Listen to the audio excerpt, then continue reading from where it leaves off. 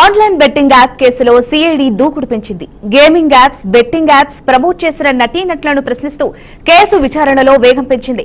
నటుల నుంచి స్టేట్మెంట్ ను రికార్డు చేసినట్లు చెబుతున్నారు. అయితే ఈ కేసులో నోటీసులు అందుకున్న హీరో దగ్గుపాటి రానా తాజాగా ఈ రోజు సిఐడి విచారణకు హాజరయ్యారు. అయితే ఇప్పటికే యాంకర్ విష్ణుప్రియతో పాటు ప్రకాష్ రాజ్, విజయ్ దేవరకొండ, శ్రీ హనుమంతు సిఐడి విచారణకు హాజరై తమ వివరణ ఇచ్చారు. ఈ బెట్టింగ్ యాప్ ప్రమోషన్ కేసులో టాలీవుడ్ కి చెందిన మొత్తం 29 మంది సినీ సెలబ్రిటీలపై ఈడీ కేసులు నమోదు చేసింది. దీనికి సంబంధించిన పూర్తి సమాచారాన్ని మా అవుట్పుట్ ఎడిటర్ వెంకట్ అందిస్తారు. చెప్పండి వెంకట్, మీ దగ్గర అప్డేట్స్ ఏంటి? గేమింగ్ బెట్టింగ్ యాప్స్ కేసులో సిఐడి విచారణ దూకుడుగా కొనసాగుతుంది. ఈరోజు తమ కేసు బెట్టింగ్ యాప్ కేసు విచారణలో భాగంగా సిఐడి ఈరోజు ప్రముఖ నటుడు, ప్రొడ్యూసర్ దగ్గుబాటి రానాని విచారించడం జరిగింది. ఆల్మోస్ట్ గంటన్నర పాటు ఆయన విచారించారు.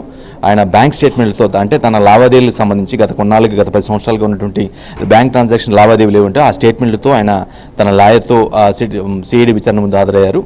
చాలా స్పష్టంగా తాను కేవలం స్కిల్ బేస్డ్ గేమింగ్ యాప్ని మాత్రమే ప్రమోట్ చేశానని, పూర్తి స్థాయిలో లీగల్ టీంతో చర్చించాకనే ఆ సంస్థతో ఒప్పందం కుదుర్చుకున్నానని, ఎట్టి పరిస్థితుల్లో అవకతవకలు పాల్లేదు, నిబంధనల విరుద్ధంగా వ్యవహరించలేదని చాలా స్పష్టంగా సిఐడికి చెప్పినట్టుగా అర్థమవుతుంది. ఈ కేసులో ఇప్పటికే మనకు తెలిసిందే ప్రకాష్ రాజ్, విజయ్ దేవరకొండ, యాక్ట్రెస్ శ్రీ హనుమంతు కూడా విచారించడం జరిగింది. ఈరోజు రానా కంటే ముందు యాంకర్ విష్ణుప్రియను కూడా విచారించడం జరిగింది. బట్ ఈ విచారణలో సిఐడికి ఇచ్చినటువంటి స్టేట్మెంట్లో మాత్రం చాలా స్పష్టంగా క్లియర్ కట్గా తాను ఎటువంటి నిబంధనల విరుద్ధంగా ఎలాంటి యాప్ని ప్రమోట్ చేయలేదు అనేది చాలా బలమైనటువంటి వాదంగా ఆయన చెప్తున్నారు. విత్ ఎవిడెన్సెస్, అంటే లీగల్ టీంతో చర్చించామని, లీగల్ టీంతో చర్చించిన విషయాన్ని కూడా ఆ సమయంలో జరిగిన అగ్రిమెంట్కి సంబంధించి కూడా క్లియర్ కట్గా చూపించడం జరిగింది.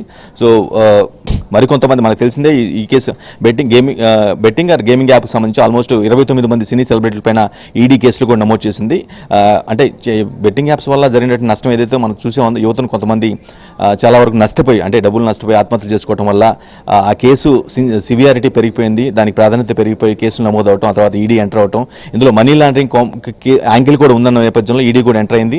సో ఈడీ ఒక పక్క విచారణ జరుగుతుండగా మరోవైపు రాష్ట్ర ప్రభుత్వం సిఐడికి విచారించడం, ఆ కేసు సంబంధించిన దర్యాప్తు కొనసాగుతుంది. ఈరోజు ఇప్పటివరకు మనకు తెలిసిందే 29 మందిలో కొంతమందిని విచారించారు, నోటీసులు పిలిచి కొంతమందిని విచారించడం జరిగింది. ఈ రోజు విచారణలో భాగంగా దగ్గుబాటి రానాతో పాటుగా యాక్ట్రెస్ విష్ణుప్రియని చాలా స్పష్టంగా విచారించడం జరిగింది.